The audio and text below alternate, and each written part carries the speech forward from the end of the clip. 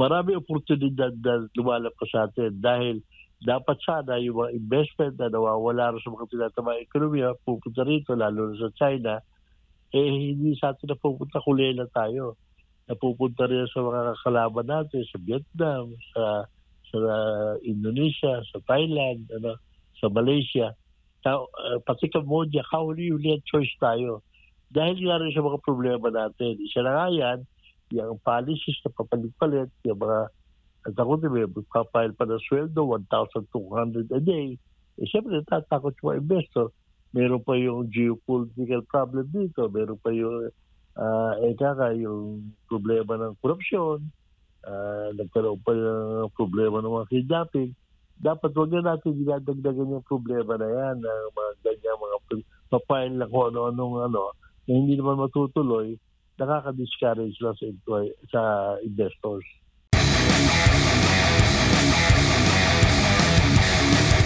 Itong good news na siguro na makakatanggap ng 50 pesos na increase sa kanilang mga sahod. Ang mga manggagawa dito po sa National Capital Region, ano po ang reaksyon po ninyo dito? Well, kung ano man yung binigay ng wage board, tinatanggap namin dahil kami kasama sa proseso yan, nandyan yung representative namin at nandyan naman yung representative ng workers at nandyan ang DTI, DOLE, at NEDA. So kung ano man yan, meron mga hindi nasisihan sa hanay namin, kinukumbisi na namin na yan kailangan respetuhin natin dahil yan naman dumaan sa tamang proseso. Opo. Ito ho ba ang 50 pesos ay hindi naman po ganoon kabigat po para sa mga employers? Well, doon sa mga malalaki, siguro hindi masyadong ganoon. Pero ang problema natin, doon sa apektado dyan, yung mga hanay ng yung formal sector na mga 16% ng mga manggagawa sa buong bayan, sa buong bansa, 90% yan micro industries. So, na-employing about 65%. 8% yan yung small, 1% lang yung medium, less than 1% pa yung large. Yung mga yon, hindi siguro masyadong iindahin, pero yung mga maliliit, alam naman nyo, yung micro-industries natin, marami na yan, isang tuka, hirap na humabol. Maraming sasakong yan. Pero tignan natin, total naman, taon-taon ginagawa ng wage board yan, kinakalibrate nila, inflation, tsaka hopefully, hindi magkaroon ng untoward results yan na we're hoping na hindi magkakaroon ng mawawala ng trabaho at yung mga magsasarang kumpanya. Oo. At saka bukod po doon sa mga possibility, Ginoong Sergio, na nabanggit po ninyo na may mga matatanggal, possible din ho ba na may yung mga serbisyo na ibibigay, posibleng mataas din ang singil? Oo, kung medyo mataas yung at hindi nila kaya yung sweldo, gagawin yan, tataas nila yung presyo nila. Kung kakayanin pa ng merkado, kung hindi naman, marami na nagkasara rin. Pero we hope na medyo pinag-aralan, calibrated yung number na yan, yung 50 pesos. Pero alam mo yung 50 pesos, hindi lang 50 pesos yan, dahil plus 30% yan, para 65 yan, dahil tataas yung SSS mo, tataas yung pag-ibig mo, PhilHealth mo, yung overtime rate, yung mga bonus, pati separation, tumataas yan. Kaya, at yung sunod-sunod na taas na yan, 50 ngayon, last year was 45, the other year yata was 30 or 35. Nalampasan na yan yung hinihingi ng Senado na 100 pesos. Opo. Baga, isang beses kada taon, may development po ang nakikita po ninyo, Ginoong Sergio? Dahil nung mga nakakaraang taon, nung bago mag-umpisa yung wage war na yan, pinakamababa ang minimum wage natin dito sa region natin. Ngayon, pinamataas na tayo. Opo, opo. Pero among the cities at regions dito po sa Pilipinas, ang NCR pa rin ang may pinakamalaking, kumbaga nakikita natin na yung mga gawa dito sa NCR ang nakakatanggap ng mas malaking sahod kumpara po sa ibang lugar dito sa ating bansa. Totoo yun. Pero halos inaabutan na sila ng Calabarzon eh. Dahil, alam mo, merong aside from sinasabi na dapat pare-pareho sweldo, aside from the fact na iba-iba yung gastos dyan, ang underlying reason kaya ginanyan yan, natatanda ko nung araw, kaya ginawa yan, gusto nila i-encourage sa investment outside of the urban areas. Kasi pagka hindi pare-pareho lang ang sweldo, hindi na yung ganyan investor na mag-invest doon sa outside of Manila, outside of Cebu, ganyan. Kaya gano'n yan. Isa yan sa rason. Opo, at kahapon nga ay umpisa nga ng panunungkulan ng mga nagwagi sa nagdaang midterm elections. At simula natin dito sa Kamara, may mga mambabatas na nga ang naghain ng kanilang mga panukalang batas para nga sa kanilang termino para sa ating bansa. Isa nga sa mga pinopropose ng ilan nga sa mga mambabatas ay ito ngang wage hike pa rin. May mga ilan nga ay nagsasuggest o pinapanukalang gawin itong 200 pesos dahil hininga ng reaksyon tungkol dito sa 50 pesos. Abay, barya lamang. Ano bang masasabi po ninyo dito? Well, actually, noong isang taon, ganyan din yung gusto gawin ng Senado. Ngayong ganyan din yung gusto gawin naman ng lower house, ano? Pero si Presidente, maliwanag naman yung mensahe niya eh. Ipaubaya natin dyan sa wage board dyan, ano? Yung nung bago mag-election, nung nagsalita siya sa Labor Day, sinabi na niya yan na kaya nga mabilis na paglabas ng yung NCR dahil inano niya na ahead of time mag-convene na. At ngayon, ilabas na nga yung desisyon, ano? So pag ipinilit pa nila yon, tinatapon na lang nila yung problema nilang yung mga campaign promises nila kay Presidente at si Presidente sasagot. Tingin ko riyan, nilalagay lang nila sa alangan din at ngayon ibito na lang ni Presidente yan pagka pinilit nila. Short, Ginoong Sergio, hindi posible. Baga, imposibleng aabot ng 200 pesos na increase ang mga sahod. Tama ba? Hindi possible pa for now.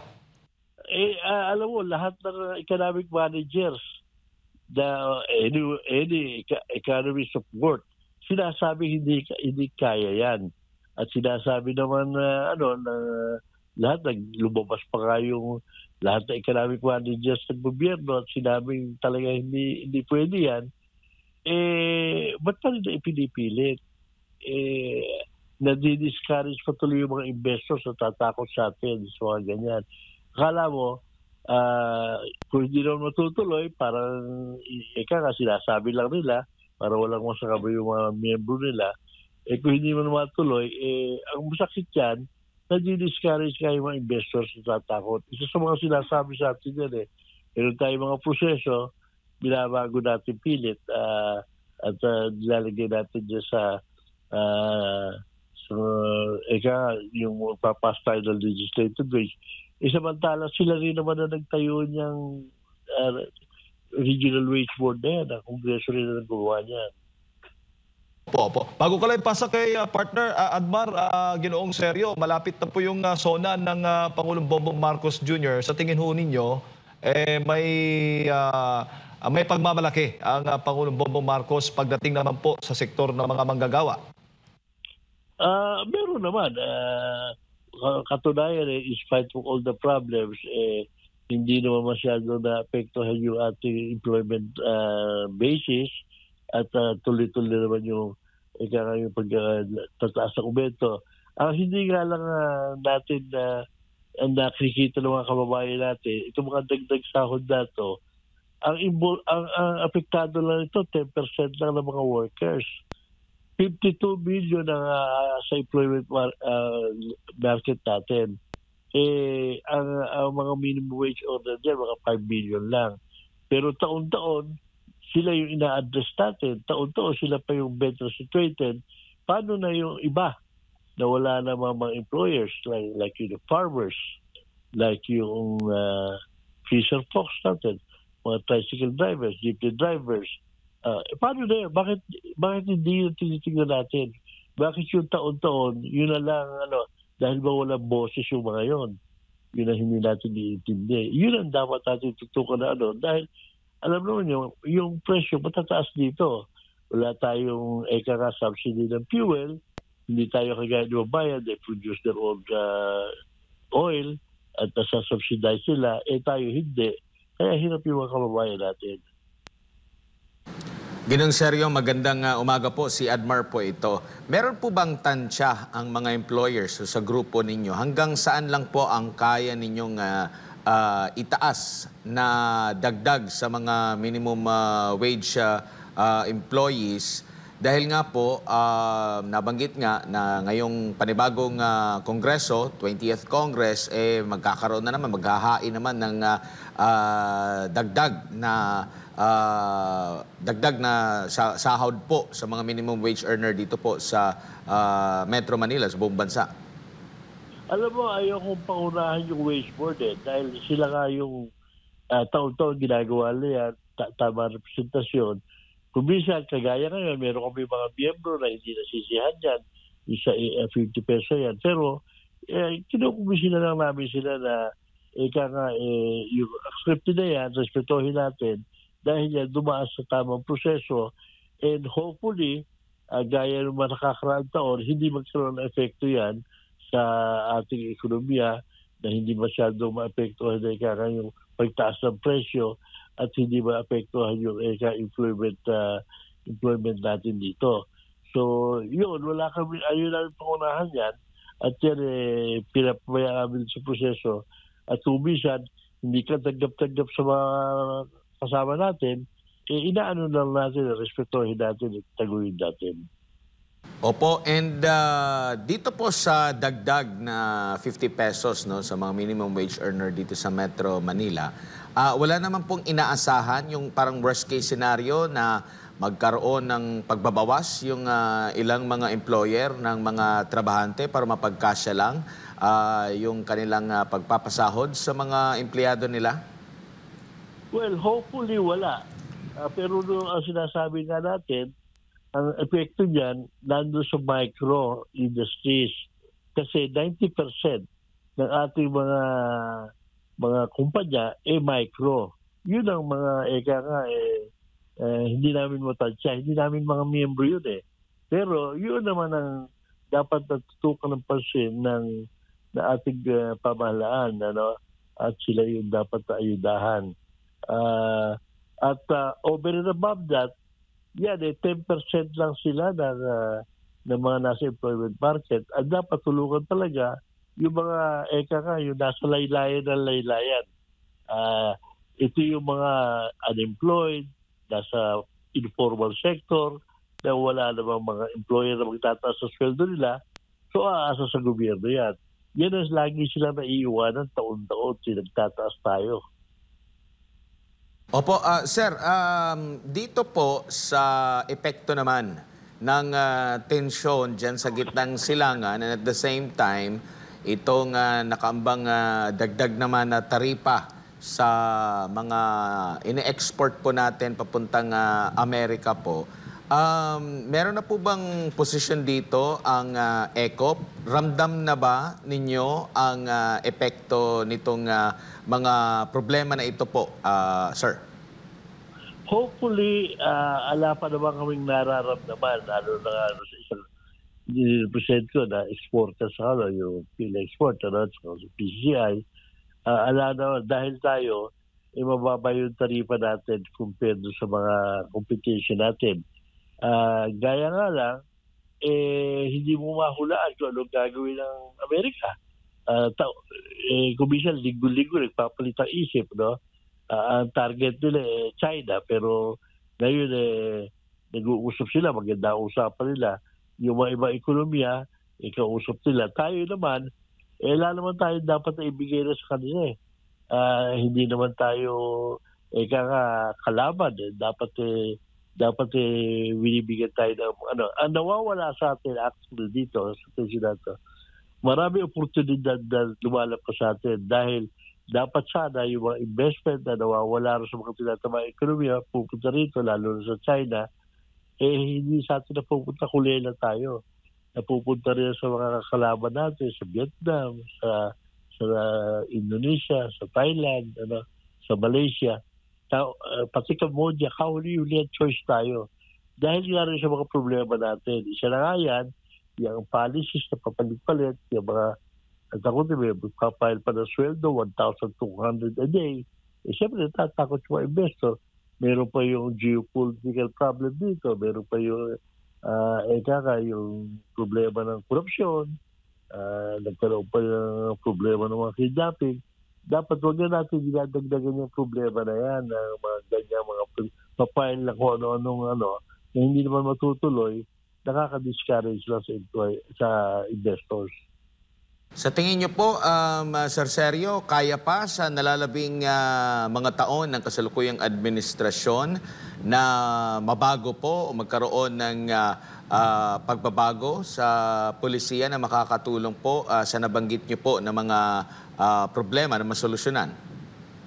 Well, hopefully. Dahan-dahan tayo umaangat naman. Ang problema, naiiwanan tayo ng iba. Dapat sana mabilis, pero sana mabilis-bilisan natin, lalo na kung maayos natin yung geopolitical problem natin, yung natin sa relasyon natin sa mga neighbors natin, especially China. Alright, Sir Sergio, siguro huling mensahe po ninyo para sa ating mga kababayan, lalo na rin po sa mga employers sa buong Pilipinas. Well, inaano ko lang, yung mga kasama namin na medyo hindi nasisihan sa natataas at pahirapan, sabi ko, tanggapin lang natin ito. At least ito, dumaan sa proseso, alam natin pinag-isipan at sinunsider ang kapakanan ng karamihan.